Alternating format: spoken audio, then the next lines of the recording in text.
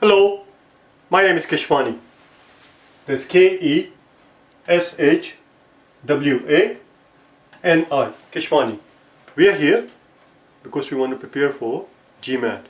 We have been solving GMAT math problems out of this book here, GMAT Review, the official guide, 13th edition. If you do not own this book already, purchase one immediately. You're going to need it. The problem that we are about to solve is the one that you will find on page number 182. Turn to page 182, please. Very first problem on the page, number 209. Here's what it says. It says, we are told that x is not equal to 0. We are told x is not equal to 1. And the reason why they're telling you all this thing is because x cannot be 1. If x were 1, 1 minus 1 is 0, and you cannot divide anything by 0, it's undefined. Any number divided by 0 is undefined. So x cannot be 1 because 1 minus 1 will give us 0. X also cannot be 0 because we are about to replace x by 1 over x. Again, if x were 0, then this quantity will be undefined. That's why they're telling you all this thing. The question simply is, we have to replace x by 1 over x, and as a result, everywhere in the expression above, and as a result, they're asking us the resulting expression will be equivalent to what among the 5 choices that are given there. Again, it's an algebra problem. You can do it algebraically. As I always told you, there are 2 ways of taking the exam. One is the conventional way, the orthodox way, the classical way, the traditional way, the geeky way, the nerdy way, the academic way, the algebraic way. And the other one is the quick and dirty way. In the quick and dirty way, what you do is instead of doing all the algebra, you just say to that, screw that. We're just gonna plug in number for the variable. Plug in any number that you want for x. Solve the problem. Plug in the same value for the variables in the answer choices and see which one matches your answer. That's all it is. That's all. That's how simple it is. Or you can do the classical way. It's up to you. Let's do the quick way, the non-algebraic way first, shall we? It's not necessarily quick, but it's non-algebraic. It's we're going to use numbers. That's why it's non-algebraic. So let's do it here. This is called plugging in technique. Let's plug in. Let's plug in. What do you want to plug in? Plug in anything that you want for x. Anything at all. Any number that you could plug in for x will do the job. It's just that some numbers are more friendly, some numbers require less work. You could plug in 3437.34, but it will serve no bloody purpose. Do you understand? Having said that, you can plug in any number you want, but some numbers are actually smarter, obviously. Also, you do not want to plug in 1 here. Don't plug in 1, because if you plug in 1, it will obliterate the entire problem, because it will lose all of its meaning. 1 over 1 is it will lose all of its meaning. 1 over 1 is just 1. Let's plug in 2. X equals to 2. Now what we're going to do is, we're going to replace it 1 over 2, or rather, we're going to replace 2 by 1 over 2. Replace 2 by 1 over 2. So pretend that in this expression, everything is 2, x is 2 here, and now it is x plus, instead of x plus 1, we have 1 over x plus 1, but 1 over x is just 1 over 2. So it's 1 over 2 plus 1, 1 over 2 plus 1, or if you like, we can actually write it down first so it's easier for you to see. Replace x by 1 over x, so we get 1 over x plus 1, and then on the bottom we get 1 over x minus 1, and our x is 2. Our x is 2. So that's what we're going to do. We're going to plug in 2 for x here. So it's 1 over 2 plus 1 over 1 over 2 minus 1. Of course, you have to be a little bit familiar with the fractions, and so that you don't end up taking inordinate amount of time here. I'm not going to show you all the steps. We're just going to do it. So this is going to boil down to 1 plus 2 over 2, and this is going to boil down to 1 minus 2 over 2. And the 2's are going to cancel out, and we end up with 3 over negative 1 over negative 3. This is it. This is our punchline. Negative 3. Negative 3 is our punchline. Or is it? Did I leave out something? Yes, I left out. I left out the fact that it's being squared. So this quantity is being squared, the bottom is being squared, this is squared, this is squared. This whole thing actually is being squared, and therefore this thing is being squared, and this is being squared. So negative 3 squared is a positive 9. Positive 9. And that's our answer, that's our punchline. Positive 9 is our punchline. Negative 3 squared was our punchline, or negative 3 squared, and this is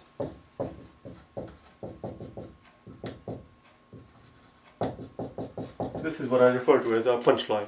What we do is now go through the answer choices, replace wherever we see x, we're going to plug in 2 for it, because x equals 2, until something gives us our punchline, 9. Let's do it. A says x plus 1 over x minus 1. X plus 1 would be 2 plus 1 over 2 minus 1, and the whole square. 2 plus 1 is 3, 3 squared is 9, and in the bottom it is 2 minus 1 is 1, 1 squared is 1. So there you go, that's your answer. Voila. I'm not going to go through every single answer choice, but if you want to convince yourself, you will see that no other answer choice will give you the punchline. The punchline is obviously so called because it's the only one right answer. That's it, we are done. Now if you insist, we can do the non-classical way if you're hell-bent on it. I need the room. I meant the classical way. We can do it in the classical way now, if you insist on it. And the classical way will go something like this. It's right here. So we replace x by 1 over x, so it becomes 1 over x plus 1 over x minus 1. Although the classical way over here is actually not that complicated. It's the exact same process as before, except now we're dealing with x's. So we have 1 plus x on the top over x, and then 1 minus x on the top again over x. And if you, by the time you flip the bottom fraction and so forth, this x is going to drop out, and that's it. That's your answer. 1 plus x over 1 minus x. What I forgot again is the fact that it is being squared. The whole thing is being squared. Well, and that's answer choice A. The hell, what number was this? X plus 1 over, there you go, answer choice A. Let's do the next one, okay? Number 210. We are done with this one. 210.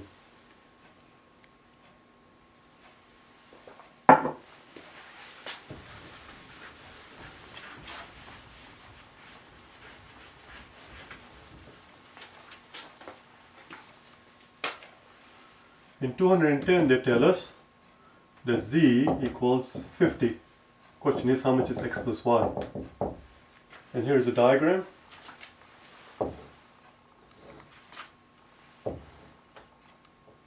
Here is your z, here is our y, and x actually is outside. Pay attention to it. X is outside. We are also told that this is 90 degrees and this is 90 degrees. Z is 5. So the very first thing we're going to do is we're going to actually figure out what's going on with this angle right here. Let's call it, we have x, y, z, let's call it w. So if you look at the triangle, whole triangle, let's give this triangle a name so we can talk about it. Let's give it a name here, let's call it ABC. In the triangle, in triangle ABC, we know this guy is 90, this guy is Z, and that guy is what we're calling W. It's our creation, it's W, and that whole thing has to equal 180. First of all, we have to subtract 90 from both sides, and what we find is that W plus Z equals 90. But we know what Z is. Z is 50. Z is 50. Therefore, W is 40. Let's make a note here. W equals 40. We're going to replace the W with 40.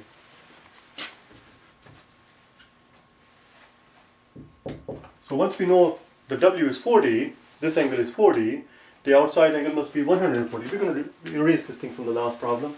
It's annoying. Outside path must be 140. So now we know our X. The question is, how are we going to figure out our Y?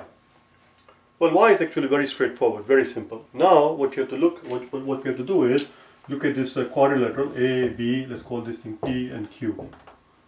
What I want you to do is look at quadrilateral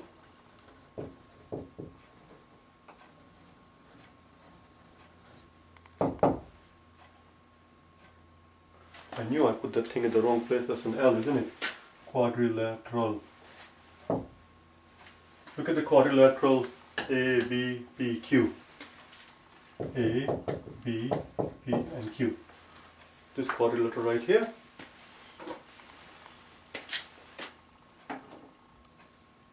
This guy right here is what I want you to look at. Now what we notice is that this angle is 90 and this angle is 90. We're going with this someplace, okay? Watch what happens. So this angle here, 90 plus 90, 90. If you like, I can give them name if it makes it easier for you. Let's call them A and B. A and B. So here we have A plus B plus Z plus Y. What do you suppose the sum of the angle is in a quadrilateral? The sum of the angles in any quadrilateral is always 360. Let's make a note of this someplace, shall we? Sum of angles in any quadrilateral is 360. Do you know why? Because the quadrilateral is so called because it's a four-sided picture. Any four-sided picture you take, no matter how wild it looks, a four-sided picture, the sum of the angle is always 360 because a quadrilateral is nothing more than a union of two triangles.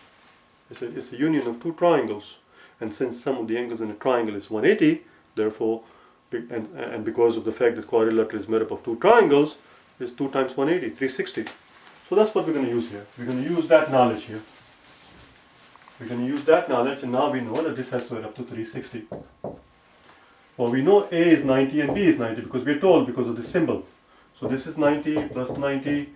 Z, we are told, is 50. There you go.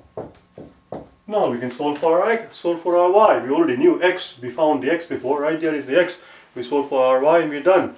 So y is going to be 80 plus 80 is 90 plus 90 is 180. 180 plus 50 is 180 plus 50 would be 230. So it's simply 360 minus 230, which is 130. This is our y, and our x we found was 140, and therefore x plus y equals 140 plus 270 degrees. 270 degrees, and that will be letter answer choice. I lost the track again. What number are we at? 210. Answer choice D. That's it. I will see you tomorrow, okay? Bye now.